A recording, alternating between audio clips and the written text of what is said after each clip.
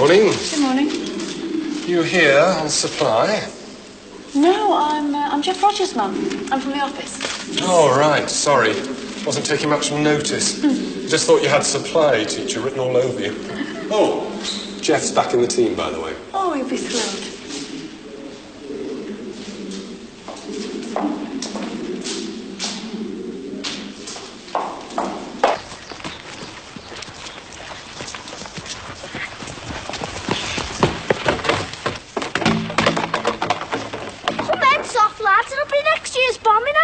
You're going. I've seen more muscle than you in a dead fly.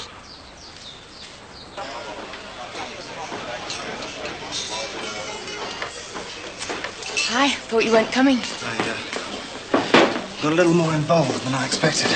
Thought Viv was coming with you? It was Vivian that I got more involved with. I presume you've ordered. Oh, I wanted to wait for you. I'm starving. People in the third world starve. We just think we're hungry. Just consume until we're ready to be sick. You should have ordered. Do you want to wait for Viv? Vivian's not on the menu. What do you think? Green salad, green broccoli crepes, washed down with a green bottle of the Old English fizzy water, owned and marketed by an Old English Arab company, which is probably a subsidiary of an Old English Japanese conglomerate.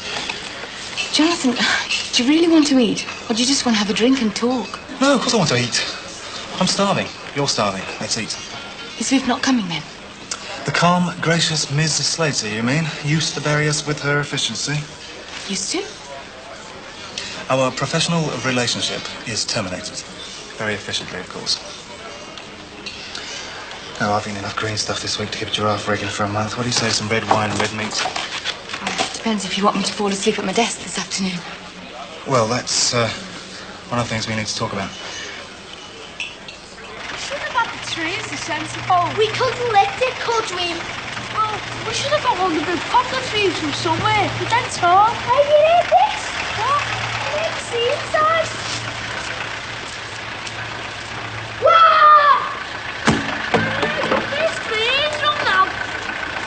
You're not building that bonfire in there, are you? No, of course not. You sure? Honest, yeah. You locked out. Looks like I am, yeah. Do you want us to break in for you? Oh, yeah, thanks. Great. Brilliant idea. It's only offering. Shouldn't you be in school? Don't suppose either of you have got a 10p I could borrow for the phone. Might have. Meaning what? Swap your 10 pence for a favour. If it involves me lifting anything or getting dirty, you're not on. Nothing like that. Go on, then. Don't tell me Mum and Dad we've been sagging off school.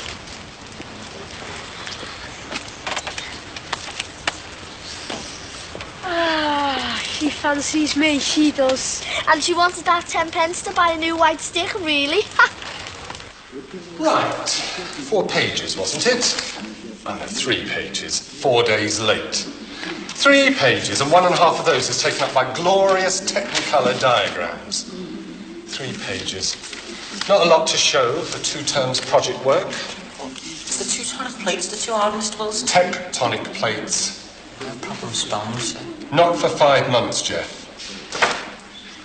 Which one is my right foot? Go on, which one is it? That one, sir. Which one is my left? The other one, sir. Which one would you like up your backside just to get your brain in gear? Neither, sir. Maureen Hammond handed in a project, and guess how long it is? She's an encyclopedia, sir. 3 pages is a joke, Jeff. Over 2 terms, you can't hand in 3 pages and expect a large round of applause. Have you put the team sheet up yet, sir? Never mind about the team sheet. We don't mind triers who fail, do we? Triers we like. Wasters we can't be bothered with. Can I go now, sir? Not yet. I want you to stand here until you've worked out what you're going to write on the other 30 pages. Sir? I might let you off with 15, but only if they're good.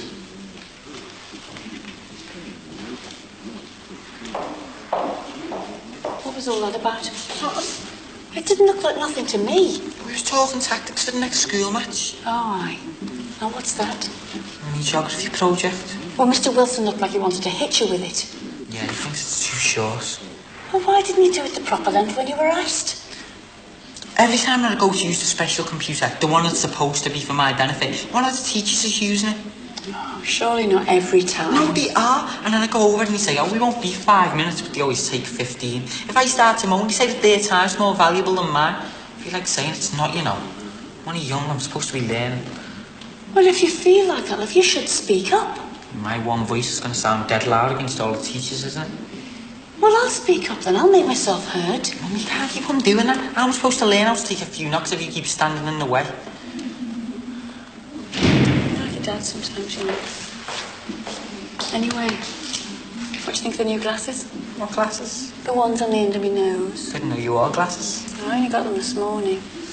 To make you look fat. Oh, thanks very much. I love you too. How's any joke? Well, I better get back to the office. We don't want another member of the family in trouble, do we? Bandits, it's 9 o'clock, Captain. They're coming out of the sun, Ginger. I'm afraid Kelly's bought it, sir. I'll get you back one day, Brian. Hey. Have you got me Mr. Rogers' autograph yet? Must be really good being married to a rock and roll star. Hey, Mrs. Rogers, nice goggles. You're getting wipers installed. Don't push it, Brian. Hey, it's amazing what they can do with the bottles of own milk bottles these days, isn't it? The age of recyclable waste. All about waist with the size of yours. Ah, very funny. All you can do is skit, and I've spent all my break writing the editorial for the Frank Rogers fan club. I thought it was going to be a fanzine. Yeah, well, I was talking to my old fella about that. He said they didn't have fanzines in the olden days. What are you doing outside Wilson's office anyway? Permanent job as a draft excluder. It's my name on the team sheet. How about yourself? I can't move, can I? I've got to stay here. Will he pick me? That's for me to know and you to find out.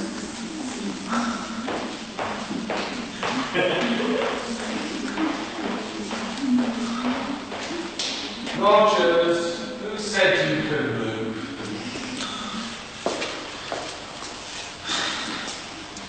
Oh, I'm sorry about this. Don't worry, not the end of the world. It will be if I'm not back with the artwork by past. I'll give you a lift back. I'm supposed to be briefing Richard before the client meeting as well. He keeps you waiting often enough, doesn't he? Well, that's his prerogative. He's my boss. It's typical, isn't it? One day I lock myself out and Margaret's nowhere to be seen. Well, she wasn't to know, was she? Can you give the Dixon boy 10p for me while I get the stuff? Well, you're not paying him to look after the car, are you? No, they bailed me out when I needed money to phone you.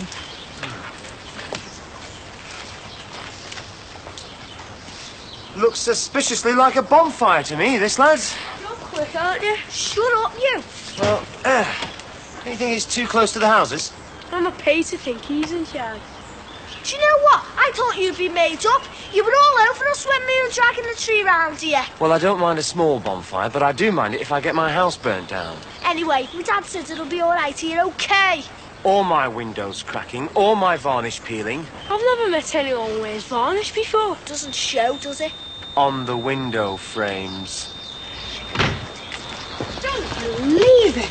Wait till you see this next instalment in the Dr. Bankrupt Troy saga.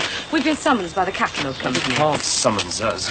Names aren't on the orders. Well, there's a summons come to our address for a bad debt. Look, it's addressed to Dr. Choi. We don't even look Chinese. You know what'll happen next, don't you? I mean, the longer these bills go unpaid, the more credit companies have our address on their blacklist. Yeah, well, not straight away, surely. Well, next week, and by the week after, they'll have sold our address on to other debt collectors. Might as well forget any ideas about new stereos or dishwashers or anything. We're not planning anything straight away, are we? Well, that's not the point. Getting off a credit company blacklist is about as easy as getting off the Titanic was. Look, lads, keep it small, will you? I need to go. Yeah, well, just don't get carried away. Max?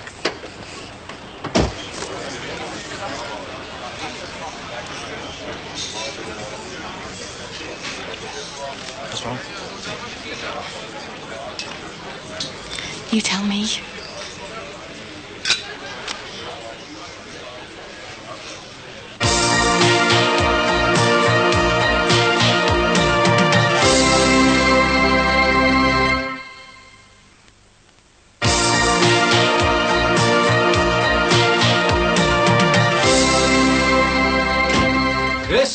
Chris, I'm home. I'm up here.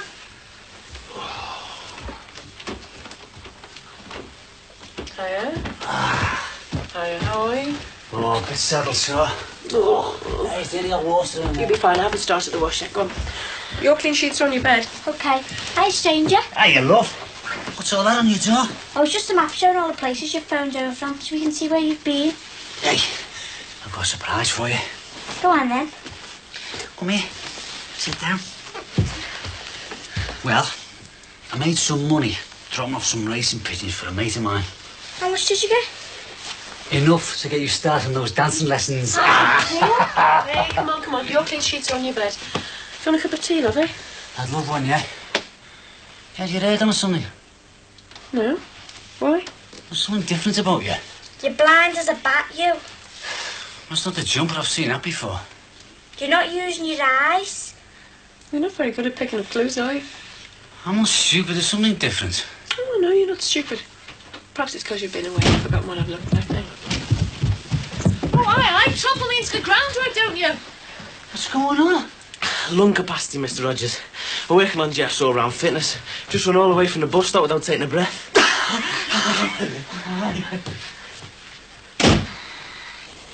Thanks for a riveting afternoon, Jonathan. You should take that with you as a souvenir of your last day in Liverpool.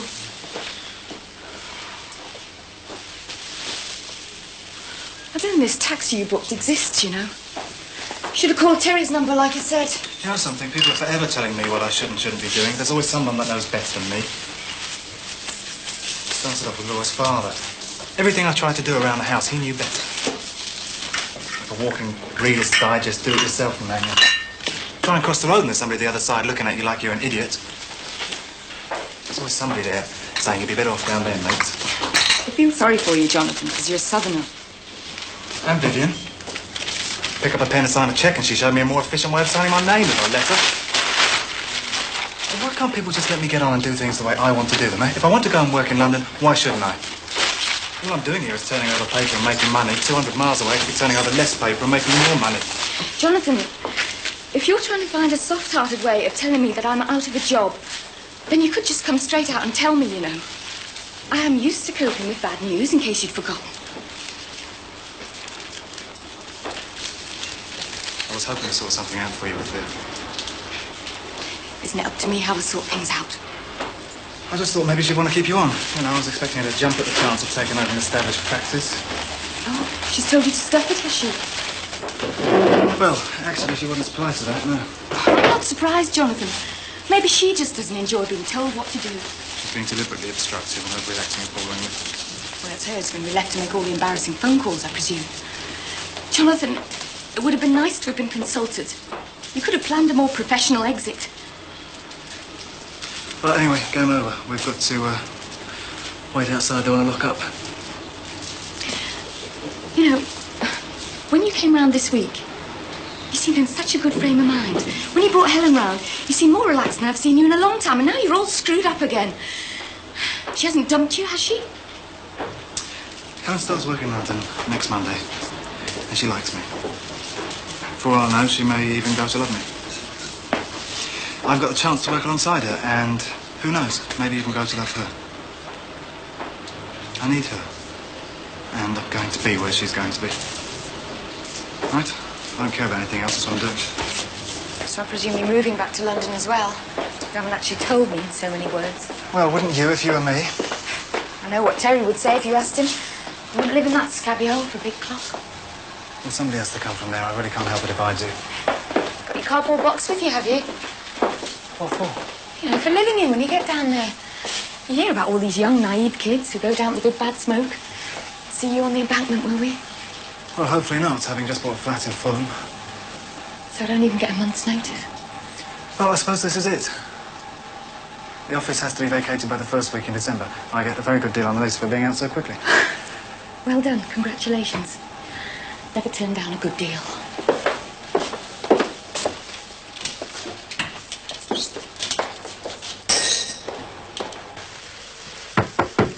Come on, Jeff. I've got my bath running there.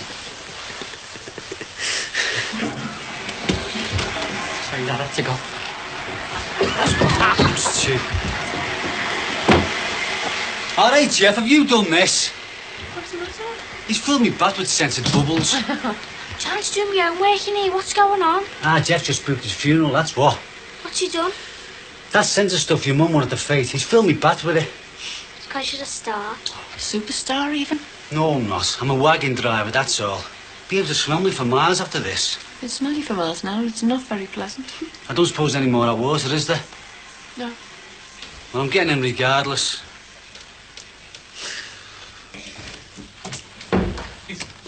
Walking up downstairs, but since you've been away, I'm a broken man on my own.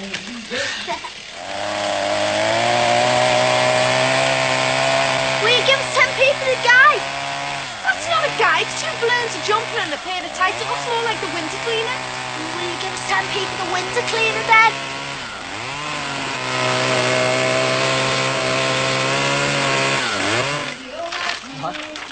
No matter how they love me, no matter what they say to me, nobody bothers them so quiet. Ladies and gentlemen, please welcome from his sellout tour of the Ashtrays in Nashville, Tennessee, that good old boy himself, Frank, Mr. Country Rogers, and the Spotty Dogs. Oh, Frank. Oh, thank you very much. Thank you very much. It's great to be here.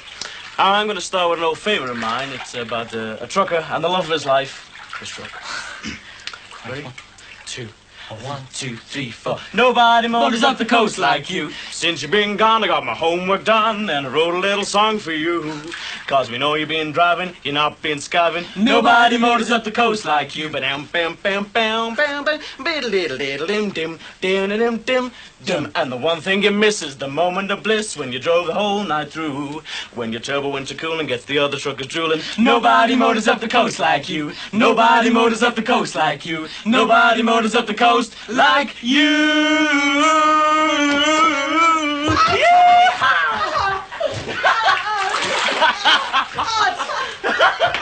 There you go, Bubbles. I'm back in vocals, Bubbles Rogers. Bubbles, you and me. Oh, you've got no style, lads. No style.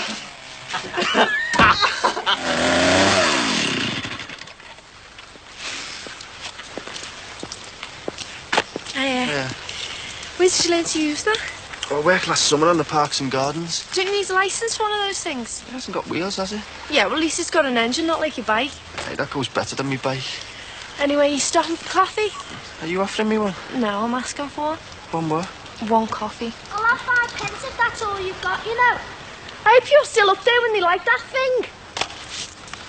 Anyway, look, I'll be back over in a bit. That's if you're still in one piece. And if I'm not, what piece do you want me to save for you? I'm a vegetarian. I'll save you me brain then. All right, I'll bring a thimble for it then. Come in. It's all right, love. It's only me. How you feeling? Wet. If the fellows I was parked up here last night could see me now, I'd take some stick. Why, where were you? Wally's and Bufford. We got a good breakfast in there. Hey, they've all steamed up, haven't they? What? New glasses. What new glasses? They suit them, you know. Oh, you don't think they make me look old? They are old. Were you having me on before then on the stairs, pretending you hadn't noticed? No, I had a vision. Jeff, not me. You worried about them, aren't you? Well, he didn't marry me wearing glasses. I was afraid you mightn't love me anymore. It's me getting glasses you should worry about. Why? Then I'll be able to see what you look like. Hey, careful, you won't pull your plug. But Sammy got your eyes fixed anyway. Oh, yeah, why's that?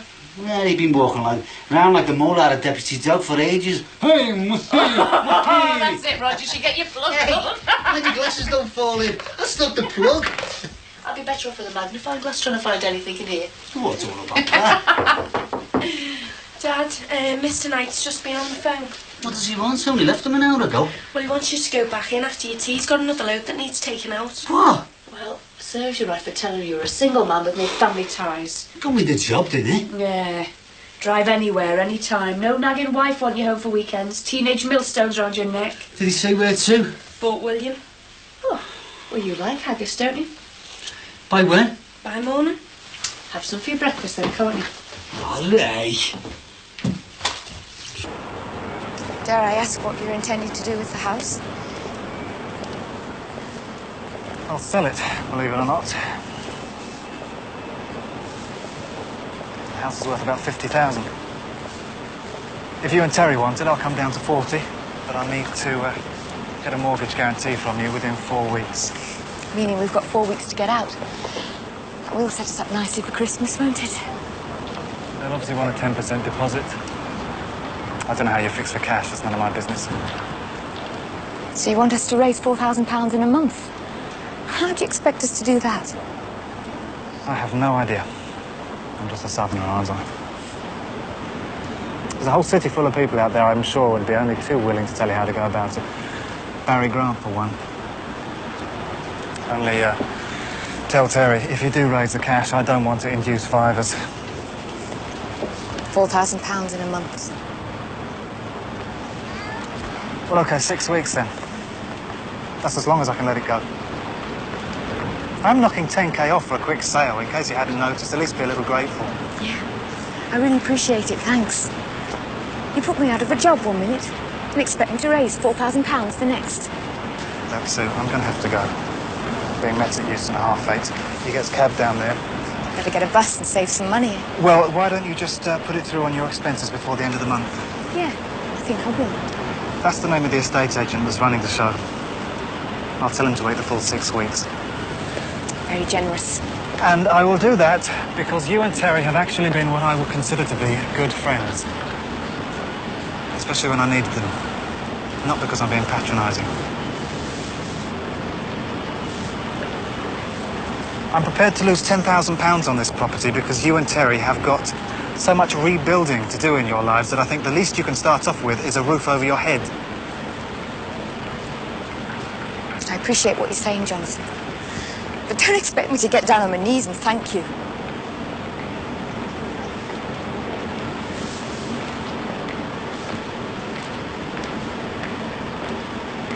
Six weeks, so that's really as long as I can wait. £4,000 is not a lot of money. No. Not if you say it quickly, I suppose. But what are we supposed to do?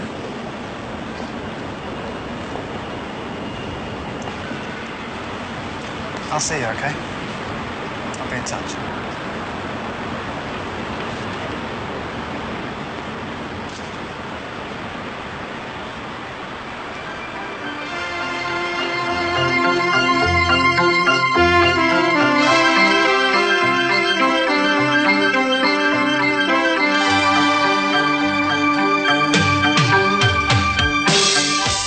Coming next, controversial and contentious. It's the Michael Cole Show.